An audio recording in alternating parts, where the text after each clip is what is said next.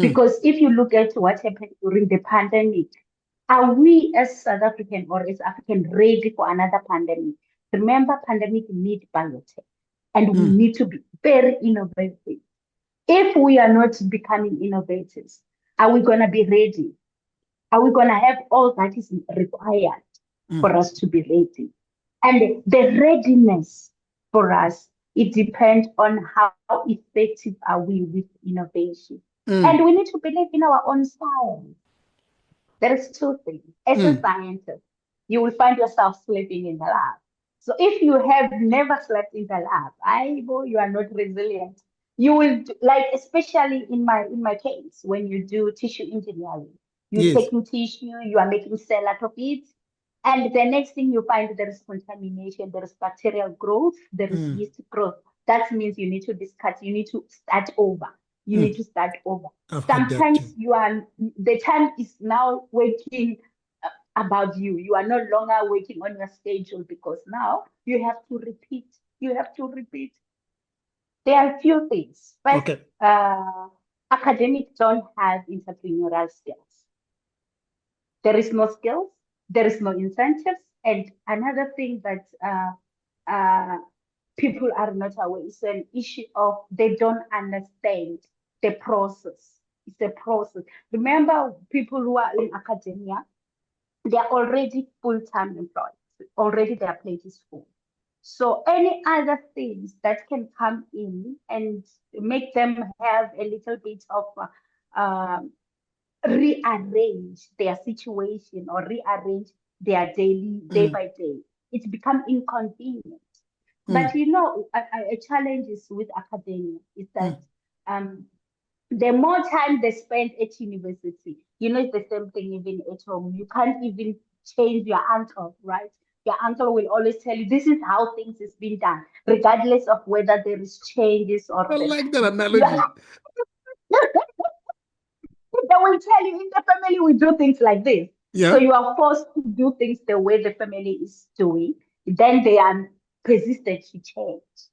So that's the kind of things that happen. That's why we say let's train the early career, the young one. In this episode of the Solomon Atah Podcast, we explore how academic research moves from the laboratory into the marketplace and society.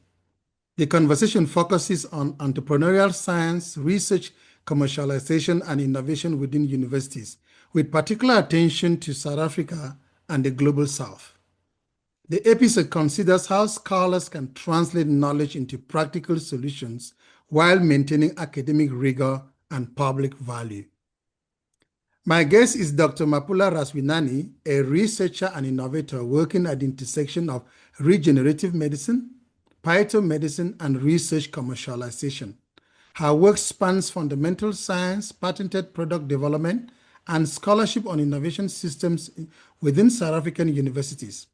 Her career offers insights into how academic research can be transformed into sustainable, market-ready solutions and real societal impact. She's an advocate for women in STEM, which is science, technology, engineering, and mathematics, a mother of two, and in her spare time, she writes blogs on how to put science in simple words. The Solomon Atah Podcast starts now. Welcome, Dr. Razwinani. Thank you for having me, Mr. Atah, and especially on today's day where it's celebration of International Women in Science.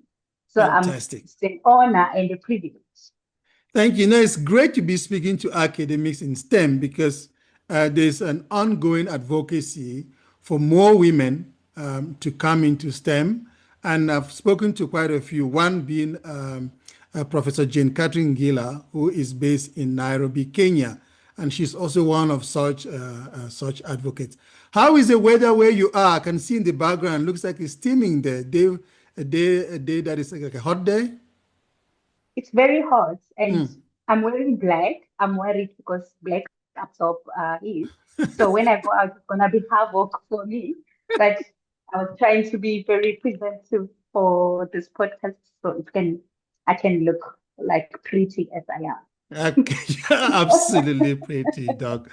Doc, regenerative medicine, what is that?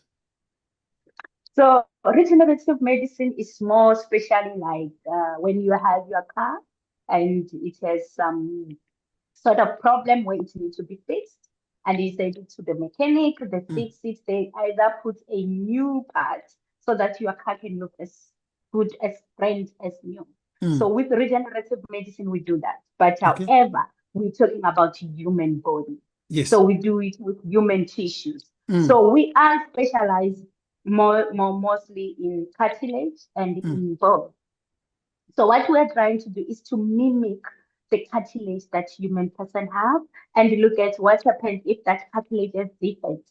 Then we try to say if we treat it, we must get exactly the same cartilage as the one that the human has. So that's usually what regenerative medicine is. It's like making a spare part for human tissue. I see. Your journey blends deep scientific research with real-world innovation and market impact. How did your early academic experiences shape your focus on entrepreneurial research and commercialization?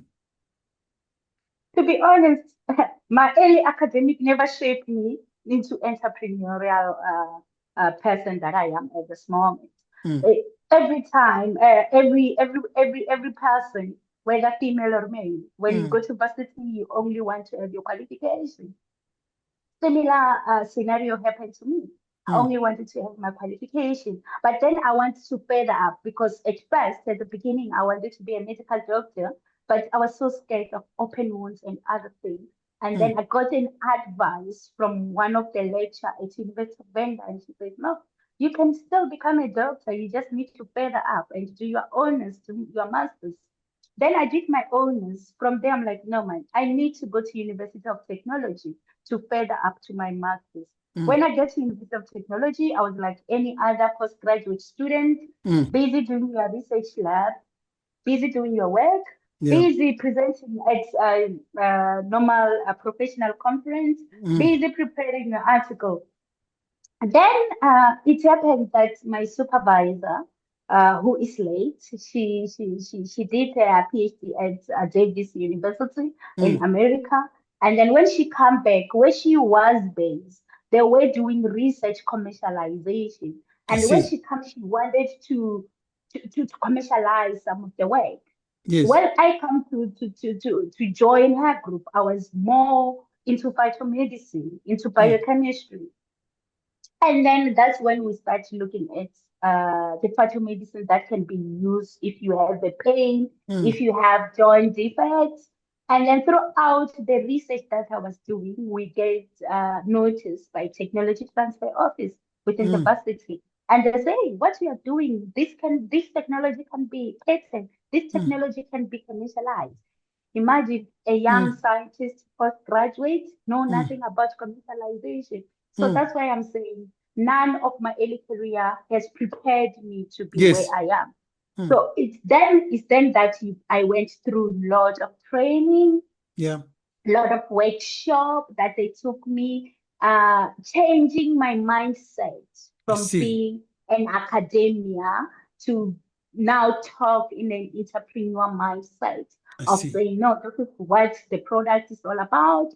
This is the market. This is what it's going to do. And this is how much it's going to cost. All those transition was not easy. It takes time. Yes. But I'm glad I become part of it. Isn't it great that when we are doing something, we have some angels, quote unquote, come into our lives that are able to say, no, go ahead, just a little bit more. You went from your honors into your masters. And then while you are doing it, you have people coming in and sharing information, being generous with information that then leads you into new paths that you would otherwise not have identified for yourself. So what is that relationship like when you start to identify that, oh, I'm being trained like this? How is that process being received by yourself? So when it first started, at first, because I was a very person who usually will go at school, I had opportunity, especially when I was at varsity. I became a tutor at early stage, so it was easy for me to stand in front of the student. Yes. And that happened only when there was a problem that needed to be resolved. And I was one of the students who solved the equation. And the lecturer go like, "You're gonna tutor." Then it started training me to study That's France. nice. So through that, when I started learning, especially on entrepreneur pitching, so Yes. I was able to speak in front because I didn't have fear of standing in front and speak because I have been a tutor for a longer period of time. I have been able to engage as somebody who's leading the conversation. That's what make it easy for me, and that's what make it the take of it. Sometimes it becomes difficult, but you do a lot of practice so that you can perfect. Because Yes. at the end of the day, as a scientist, I learned how to pitch a 3 minute pitch, an investor pitch, an elevator pitch, like 30-second speech, where I covered everything. And another thing that has trained me to adjust and to adapt to issue of speaking or Yeah. issue of being an entrepreneur was the issue that I am this person when there is anything, if it's either it's a competition, either it's an application, I apply. I don't get tired of how many rejection I get. It's I great. apply. So while I was in a master's, I applied for FameLab South Africa. FameLab, they train you to communicate science into a simple term. So they train you how to speak science in the media, how to speak science with anyone. They say if your science cannot be understood by 6 years old, then you don't understand the work you are doing. So Incredible. that's one the Yeah. initial step of communication, which has helped me to accept the entrepreneurial, to accept in learning another aspect which is far from science. Can you walk us through, Dr. Razwinani, how you moved from fundamental research into regenerative medicine and phytomedicine to developing and patenting products like La Africa Suta? So we as scientists, we know how to solve complex problems. Okay. That's our technical skill, but all scientists, all postgraduates, they know how to do that. But the issue is now we only know how to solve that complex problem. And there's these things in science where they say publish or perish. So we solve complex problem, we publish. We don't look at the problem as an aspect of why is that problem that I'm solving? Who's gonna benefit from the solution that That's a I'm good solving? question. And then how will they take the solution that I'm having? We don't have that as a scientist. We only look at, okay, I'm solving this complex problem, I must publish it.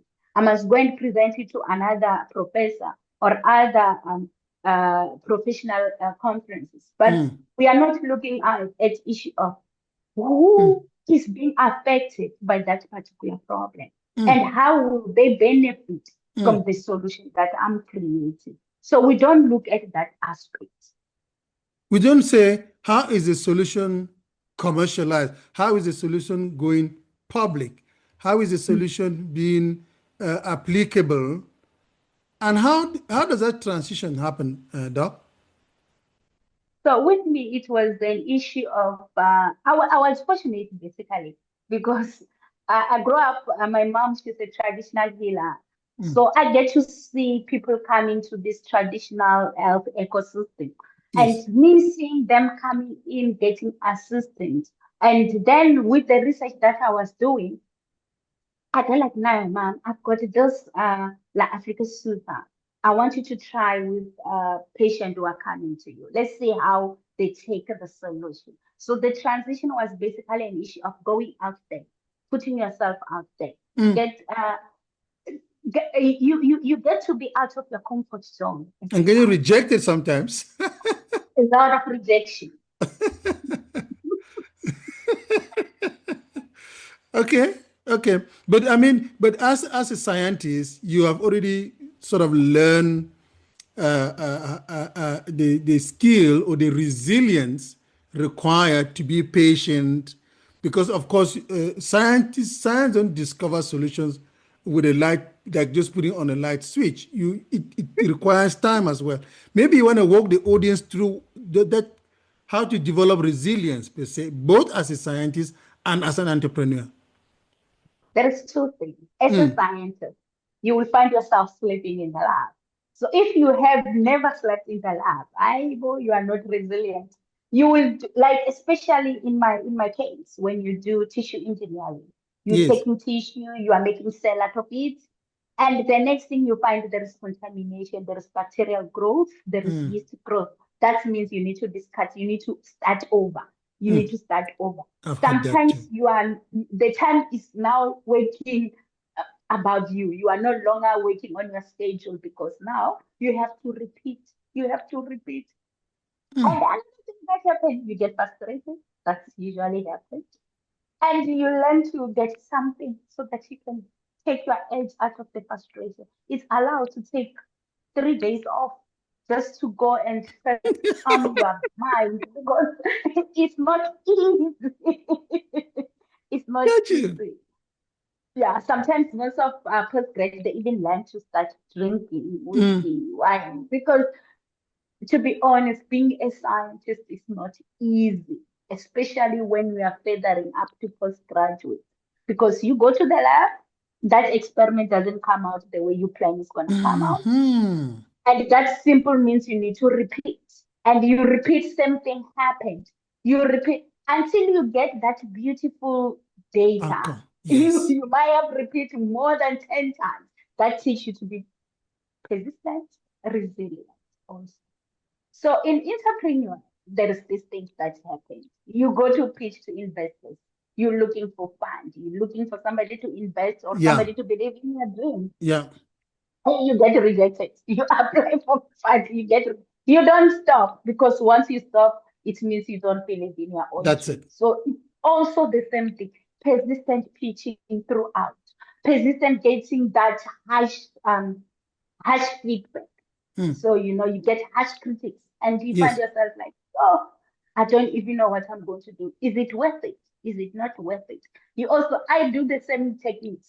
Take times, take 3 days off, go refresh, not think about what is happening, do other things. And the most important thing that usually helps me when I'm going through a lot of rejection, Yes. I prefer to go home, be with families. I'd rather go to the village, spend time with my family. There, I won't think about. And the beauty part is because in the village, there is no network. So, so you have I your like that. free time You to leave the phones. refresh, to Yes. breathe. That's great. Yeah. So which even means even if there was network, you could actually just put it on like on flight mode or something, and just go maybe into the fields and do other things and reconnect perhaps with nature, as some would like to put it, etc. Dr. But the Razwinani, beauty yeah, part, the beauty part, Solomon, is yeah, that you don't have to give up. Nothing comes easy, nothing comes cheap. So you also still have to know that this was my main aim. My main aim when I was doing my postgrad was to have my master's, was to have my PhD. If I decided to give up because the experiments are not working well, and they are against my time, that simply means I won't get my qualification. It's the same thing with the entrepreneur when you are pitching your product or your yeah, business. If you are not persistent, if you are not resilient, mm, nobody will believe in your product.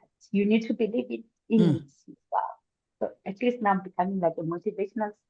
No, you're not. You are talking to us the relationship between science and commercialization, and you are saying that the same resilience you need to get your qualification is the same one you need to be believed. Because even though you might be coming from a science background that has evidence based, you can still be doubted, which could be incredible in the way a person receives that kind of doubt. But now you are playing in a different field, which is trying to commercialize research based outcomes. So what you are saying is actually I'm learning so much from it. Doc, your work includes research on research commercialization. So you are researching on how research is commercialized. and the challenges in South Africa, what are the key institutional barriers and enablers you have identified for scaling academic discoveries? There are a few things. First, Okay. academics don't have entrepreneurial skills. There is no skills, there is no incentives, and another thing that people are not aware is an issue of they don't understand the process. It's a process. Remember, people who are in academia, they are already full-time employed. Already their plate is full. So any other things that can come in and make them have a little bit of rearrange their situation or rearrange their daily day by day, it's become inconvenient. So we can't somehow, another thing that I find is that we shouldn't expect academia to be jack of all trades. They can't be jack of all trades. Some are not resilient to be an entrepreneur. Some they're okay with becoming an academia, with doing their research and publish. And some you find that some of the students that come out as postgrads, they want to venture into entrepreneur. But then we still have those academia supervisors who are blocking their way because now the university need to look at issue of the IP. Do they allow the student to continue with their IP or they keep the IP says with the university and it was produced by a supervisor? Remember, as a student, most of the students, what they learn to do nowadays is they end up not even sharing the idea that they have that are very innovative because they're scared of these IP things. So without that understanding of IP, without understanding of financial literacy, those hindrance of researchers, of academics to commercialize their research. So I think in the research chair that I am in now at Nelson Mandela, which is Female Academic Leader Fellowship and funded by First Rank Empower Foundation, which is the research chair on entrepreneurship and financial inclusion. So what we are saying is we need now to train early career researchers to be supervisor that supervise students that can commercialize their research. We did the research, now we need to commercialize it. What is the next step? We need to prepare them for market readiness. We need to prepare them for investor readiness. When we talk about investor readiness, we're talking about we need them to be able to put their research in a product. And we need them to be able to pitch it to the investor. We need them to be able to price their solution. Then we say we need to train them also on all this process so that they get to understand. But you know, a challenge is with academia is that the more time they spend at university, you know, it's the same thing even at home. You can't even change your uncle, right? Your uncle will always tell you this is how things is being done, regardless of whether there is changes or I like that analogy. They will tell you in the family we do things like this. Yeah. So you are forced to do things the way the family is doing. Then they are persistent to change. So that's the kind of things that happen. That's why we say let's train the early career, the young one. You know, when you were addressing this question, Dr. Razwinani, I'm thinking about when you say the academic, their plate is already full. And I'm also thinking whether, is there a point where academic humility, in the sense that someone wants to stay with what they already know, and instead of take on other additional stuff that are perhaps a little bit outside of academia, like commercializing research, do you think that academic humility is also perhaps limiting? I don't know if there's an actual question in that the academic is saying, I don't want to go outside of spheres that I might be lacking or I might not have enough grounding to venture into. That's the first part of my question. The second part is that isn't the idea of having an IP office similar to a university or an academic institution having a printing press? I don't know, is there a relationship there? Is there some logic there that an IP office and a printing press speak the same language in terms of protecting intellectual property and printing knowledge? Okay, I'll first start with your first question. I Okay. don't think academia, they will just be saying my plate is full. I don't want to venture into other things. It's just because if you look in academic, academic do a lot of work already. Yes, they So do. in academia, according to university policies, you need to lecture. You find that a professor has close to 400 students. That's when we're talking about undergrad, um, honors, and Honors. then postgrad. Yeah. And at the same time, the same professor still needs to look at designing the whole curriculum, and at the same time still have to come up with a research proposal for postgraduate students. Yeah. And you may find one professor has like 5 masters, 3 PhD, and then Yes. they have a postdoc. They also have honors. So I feel like the only thing that makes their work to be too much is Yes. it's because of what they have in place. And not only do they do that, they still have to do management of the department. A And go lot to of work conferences. And and go go to to conference. conferences and go and speak on TV if they're invited to give insights and go So to there is a lot presidential of work that they are panels. doing. Oh, that's incredible. So the second question that you ask about IP office and the press, the Yeah. printing press. So what we have at university, depending at the university policies, it differs per university to another university. Yes. But all university has technology transfer office. This is where Okay. they will guide you on issue of how do you go about. Remember, applying for an IP is very expensive, but the university policy will guide you as to Yes. how do you go about. They are recently, I think they are becoming a little bit lenient on the issue of who IP belongs to. So they're still gonna allow even a student maybe to further up with the IP and commercialize their research. But it depends on the university. The university policy are very strict. How do approaches like design thinking support innovation and entrepreneurial mindsets within academic context, particularly in universities? So when I started being introduced to design thinking, I never even understood that I was doing design thinking. Then it's me as a student. We had this workshop on pitching, and then we get to pitch our research, and I become one of the winners. And Okay. then they said, now the winner will go to you will receive a mentor in London. I went to London. Yeah. And what my mentor did was basically said, for you to be able to understand the whole design thinking and put it on the context of your research, you need now to look at the problem the solution that you say, this is the problem, this is the solution that you work with. You need now to put yourself in a customer's shoes. So behave like you are the one who needs that solution. How would you feel about it?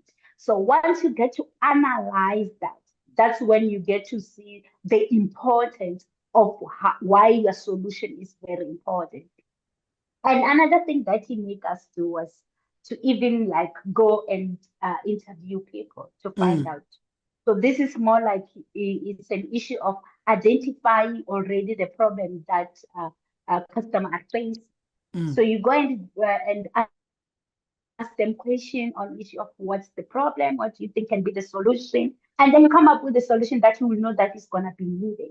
So that's how I end up being able to put in design thinking on my research. The same process that we want to put in academia, which is what we are doing here at our research chair. We say we need to put design thinking as a program for Yes. research so they can learn about it. They can immediately they start learning about it. It becomes easy for them to put their research into the design thinking technique and be able now to come up with a solution, and they get to understand why is their solution better and what makes their solution best. Incredible. I'm learning a lot from this conversation, and I believe that the audience would too.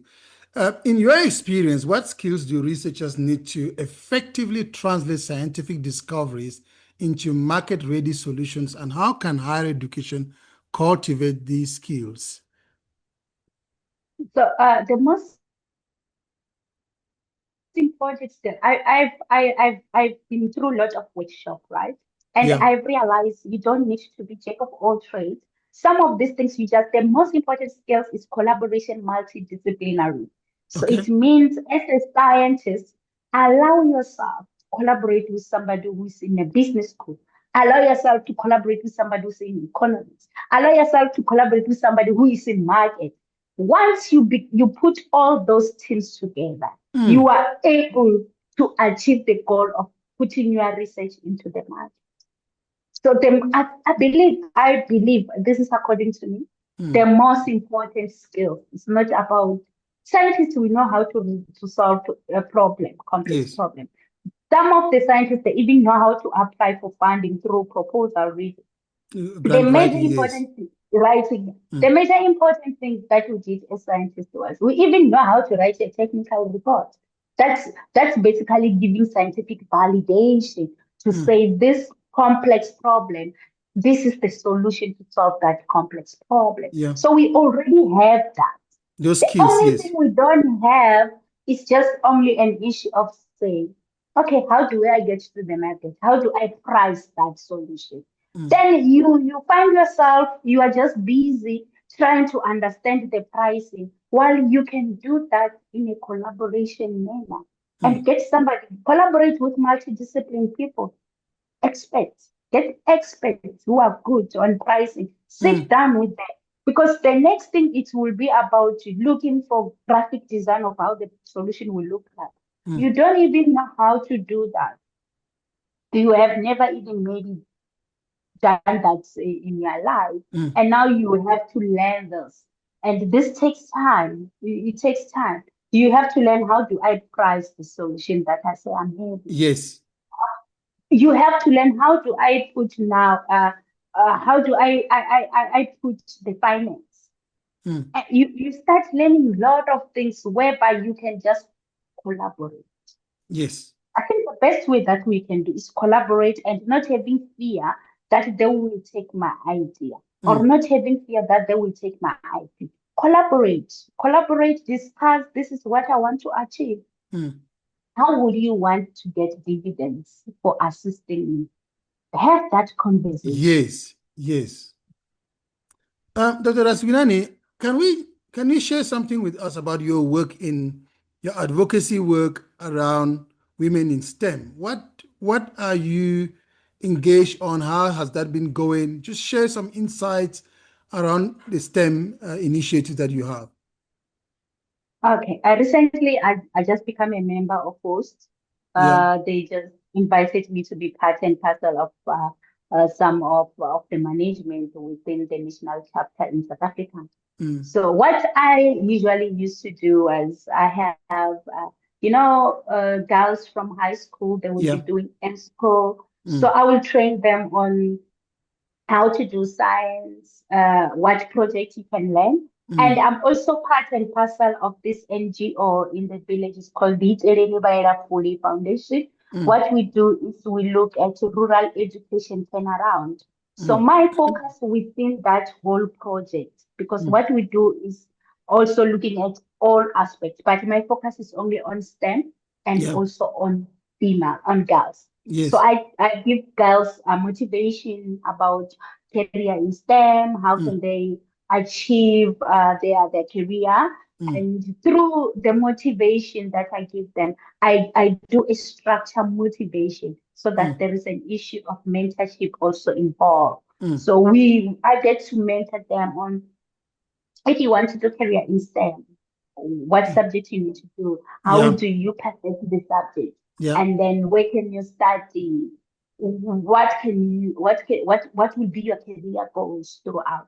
So I get to mentor them throughout this, and I love females because I believe like a girl culture or a girl a girls' society is very important because we never had more women coming together, because always people, when they see women together, they think we are having scones.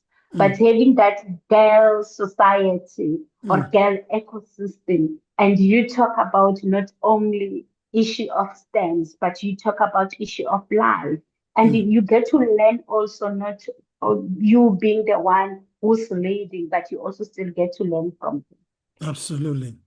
So I just want us to just look into how La Africa Suta has been able to, how far has it gone now in terms of its acceptance, market penetration? Is there some information on that, Doc? La Africa Suda, we started putting it out there in 2016. Yes. And then that was just an introduction of it. We give it to people to try to see if they can come back. And then COVID came, and then we thought we would come back. Then after COVID, we reintroduced it again to the market. And so far, it's not, you won't find it in the pharmacy. So we are selling it from business to customer, business to business, and we have good reoccurring customers that keep on coming now and then. So the take of it is very good, and the feedback we get from our customers, they are very good. They are on top of the varieties. But I just wanted to talk about specifically about the product, since this is a commercialized product already to the extent that it has. But I wanted to talk about what is for, what is used for, and just kind of explain it to the public what this product is, how is it packaged, all of that kind of insights. Okay, La Africa Suta is anti-inflammatory gel or ointment for muscular and joint ache. Okay. So this product is used by anyone who has back pain, joint pain, anyone who suffers from arthritis. And when we say it's assisted with muscular ache, if you are a physical active person, maybe you play soccer, you play rugby, you play netball, any sport, and you even go to the gym, you lift weights or you do any kind of things you do in the gym, and maybe you are an athlete, you know where your muscles frustration is. So what La Africa Suta does, it soothes and cool your muscles, so you can continue with your activity without worry about you being muscle pull or muscle ache. So La Africa Suta is a product made from traditional medicine, which were scientifically validated and also properly regulated according to SAFRA. So this product, it's out there. It's unique because it's one of its kind. Because when you are physically active, you don't wait for your muscle to ache.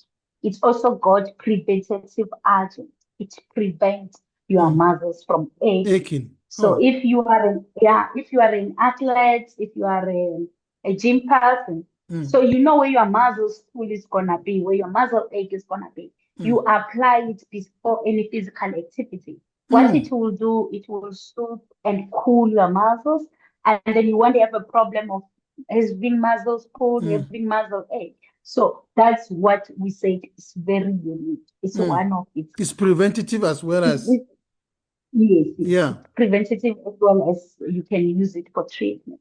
So it's packaged in a greenish things, because when we talk about green, we're thinking about because it's made from traditional medicinal plants. So green represents nature. So we believe rejuvenation. Nature it's what's supposed to bring healing. Yes. That's why we package it in green. Okay. I thought you had a packet they were going to show us what it looks like. Do you have a packet somewhere? I don't have it with me now. Okay, it's okay. If I was in Pretoria, I was going to show it to you. Yes, it would have been awesome to see what it actually looks like. But and then in the next podcast, because this is not the only podcast, you're going to show us what this product looks like. South Africa and much of the globe. Yeah, go ahead. Yeah. Very Solomon. Mm. I think they can even check it on the website. Yeah. What If is the they go website? to Global Health Biotech, Mm. Yeah. www.globalhealthbiotech.co.za. Then they will have a picture of the Mm. product on how to look like. Okay. And it's got it look reddish because it takes the color of the traditional medicine. So Mm. the traditional medicine usually they can retain their colors. They're Mm. very strong Mm. in coloring. Great stuff. Great stuff. So South Africa and much of the global South face unique opportunities and constraints in biotech innovation. How can researchers in this context build competitive, sustainable ventures? I think the first thing that as researchers we can build sustainable venture is on issue of not doing those entrepreneurship as a side hustles. I see. Immediately once we get that out, that it's not a side hustle, it's something that is very important, that is very unique. Mm. Because if you look at what happened during the pandemic, are we as South African or as African ready for another pandemic? Remember, pandemic need biotech, and we Mm. need to be very innovative. If we are not becoming innovators, are we going to be ready? Are we going to have all that is required Mm. for us to be ready?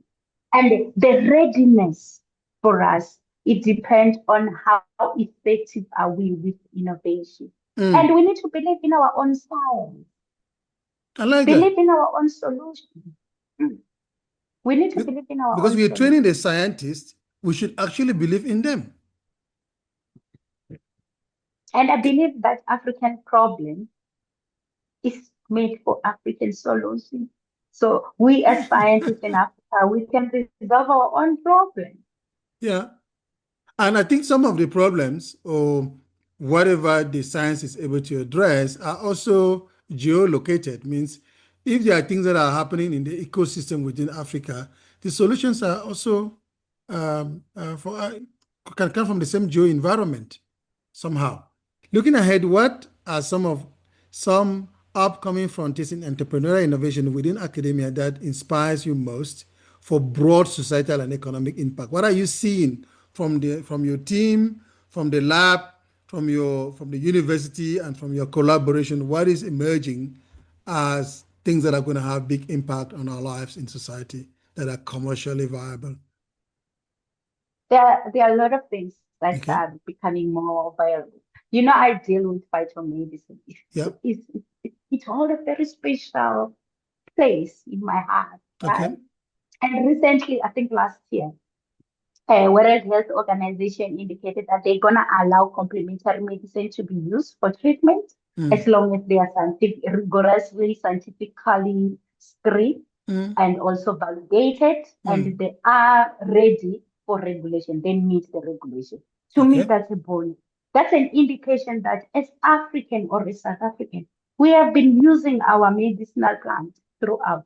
Mm. So already that's an indication that now, as an academia, we're gonna give that technical report that we always prepare as we always say it's a report basically Mm. Mm. in academia whereas so as a report we already have that scientifically screened that we have done in the lab. Mm. So we are already showing that we are bringing solution and it's getting recognized not Mm. only nationally but globally. Mm. And another thing that I believe that we got to do is also on issue of AI. I Yes. believe like we need to look at it on issue of say, are we gonna be the user of AI or are we gonna be the investor? We need to be innovators Mm. about AI. Yes. Because without that, we need to understand this digital health and Mm. AI because they are opening for possible and for possibility for improvement, Mm. diagnosis, treatment, and healthcare. We need to understand. We need to also understand when we talk about digital data. Yeah. We need to not be people who somebody will just come and collect our data. We Mm. need to also be able to understand how do we keep our data safe, especially in the world of we are. We need innovators who can come and say, oh, this is what we say is going to help for Africa or South Africa. But overall, as a researcher, we need to do research that solve real life problems. And we need to give real solutions that will improve the lives of South Africans and at the same time will create economic value. As we wrap up, in your final thoughts, can you mention maybe 2 or 3 people that have inspired the work that you do, inspire your research trajectory, that continue to maybe mentors, maybe people that are in your ecosystem that you look up to?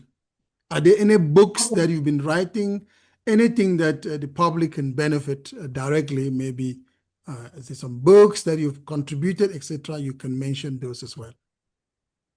I never read a book. I just only blog. I only talk about things, science. That's great. What is your blog again? About what is that? It's called Root to Science, something okay. like that. Root to Science, great.